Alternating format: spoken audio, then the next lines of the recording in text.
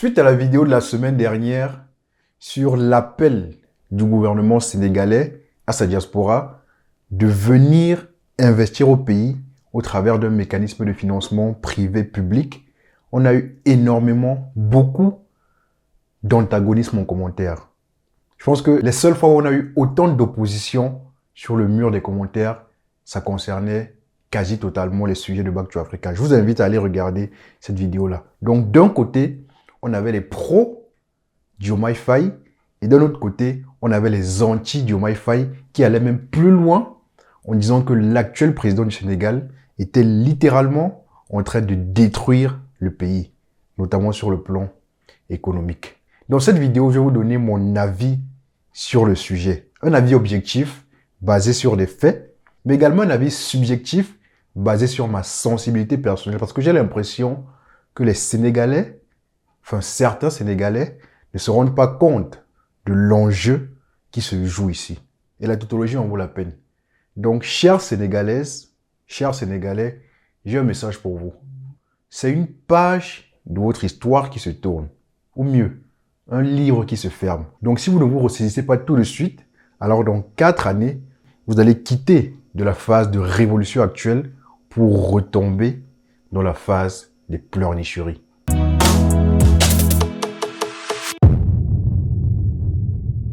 « 2025 est une année électorale et cela pour au moins 6 pays africains.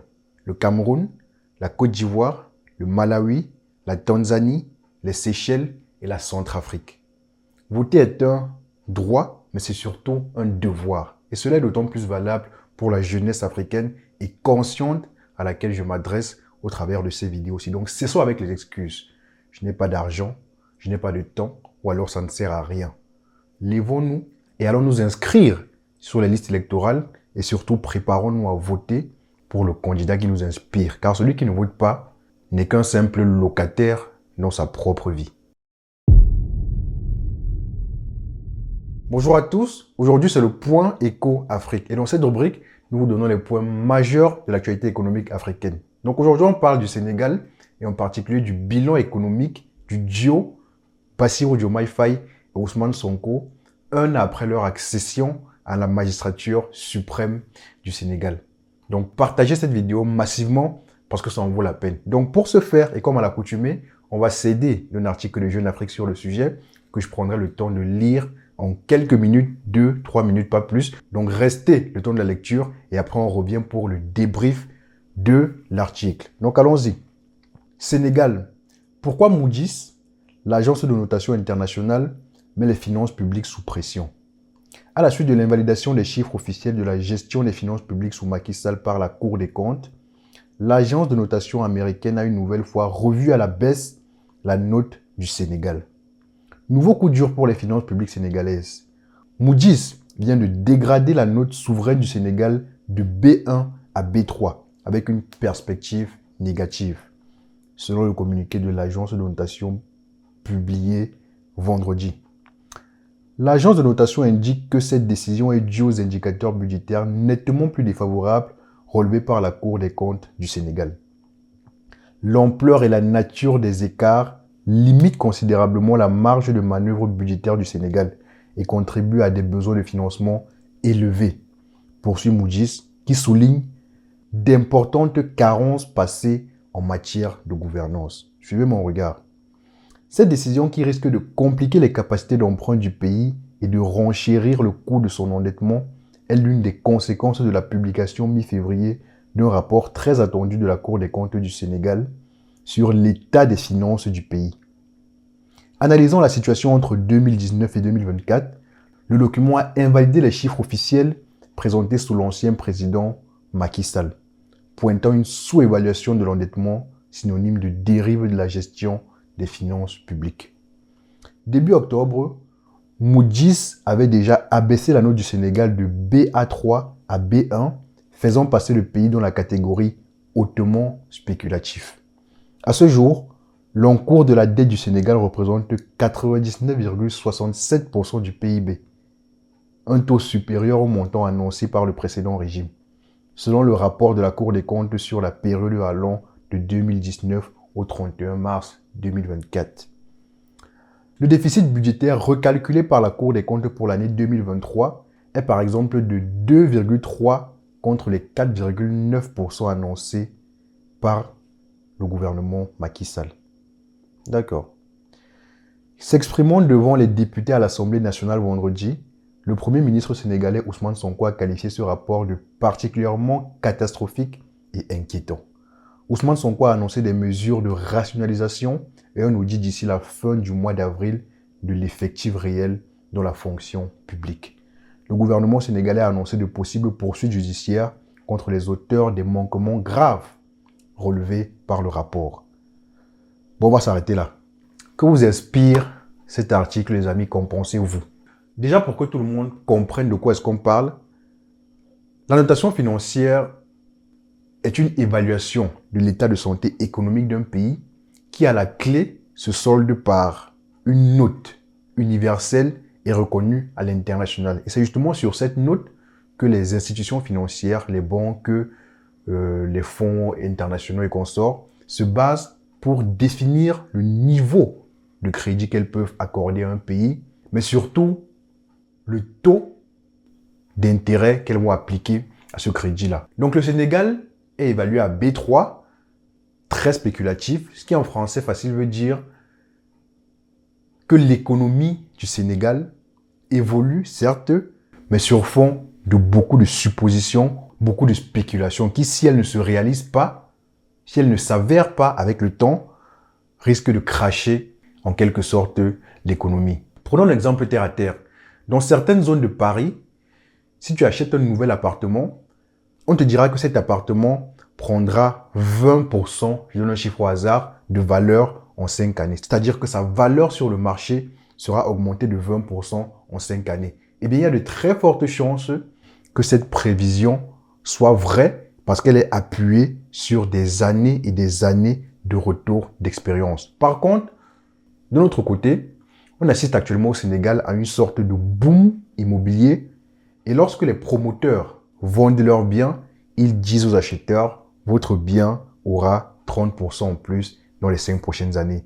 Ce qui est certes crédible, certes cohérent sur la base de certains rapports, certaines données techniques qu'on peut avoir, mais ce n'est appuyé sur aucun historique, aucun retour d'expérience. Donc là, on parle d'une économie très spéculative, ce qui est bien évidemment très risqué dans le domaine des affaires. Précision en fait maintenant, revenons à l'article. Je ne suis pas assez expert en économie ou en finance pour commenter le rapport de la Chambre des comptes du Sénégal, mais je vais me permettre de faire un résumé de ce que j'ai compris en une phrase ou une paraphrase. Macky Sall a laissé le pays, a laissé le Sénégal dans un mauvais état financier, pas économique mais financier.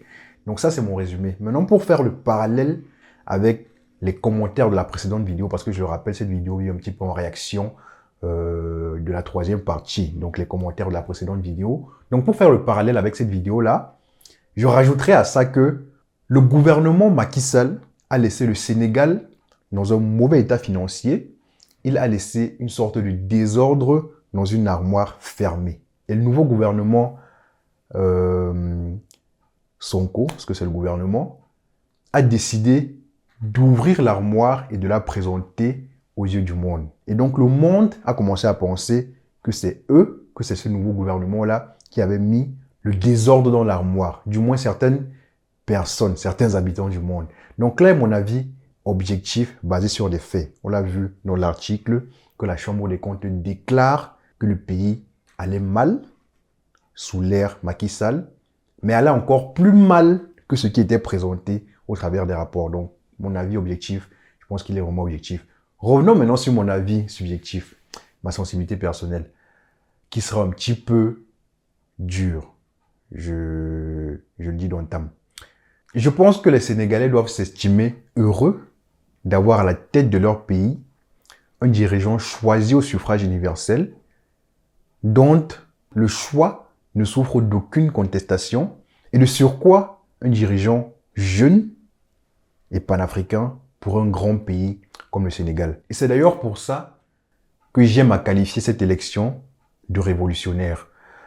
Et croyez-moi, beaucoup d'autres peuples africains, beaucoup d'autres pays africains sont envieux de cela. Et j'ai la faiblesse de croire que dans un tel contexte, tout citoyen modèle, tout bon citoyen doit avoir la hauteur d'aller au-delà de toute considération politique et se mêler au projet commun qui est celui de construire un pays, construire une nation. Après, attention, je ne dis pas que les Sénégalais devraient annihiler ou alors tuer leur esprit critique. Non, pas du tout. Mais la critique doit être plus mature et plus constructive. D'ailleurs, en commentaire, on a eu des avis certes contradictoires, mais alors très constructifs. Donc, chapeau à cela. Vous savez, un changement réel et profond ne se fait pas en un an, ni même en un mandat. Ce que je veux dire par là, c'est que le gouvernement Diomaye Faye Sonko n'a pas pour mission de construire le Sénégal. Pas du tout. Et ceux qui pensent ça se trompent. Leur mission est de refaire le terrassement, refaire la base, refaire une base bien solide pour que les générations futures, les générations suivantes puissent construire de façon sereine, de façon efficace et de façon rapide. Donc, pour moi, si on prend en compte tout cela, l'heure du bilan n'est pas encore arrivée pour le gouvernement actuel. Donc, chères Sénégalaises, chers Sénégalais, chers jeunes, vous avez voulu le pouvoir, vous êtes battus pour le pouvoir, vous avez obtenu le pouvoir. Donc là, c'est le moment de travailler ardemment. Il n'y a plus d'excuses. Les paresseux seront démasqués. Les paresseux seront démasqués et les travailleurs seront récompensés. Ça, c'est le mindset que vous devez avoir, à mon humble avis.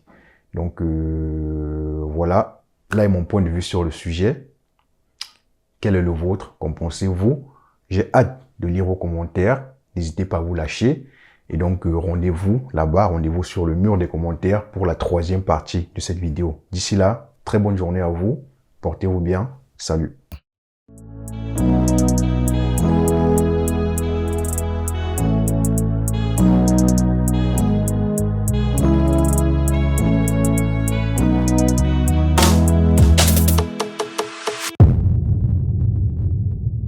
Bonjour et bienvenue sur la chaîne Diaspora Africaine.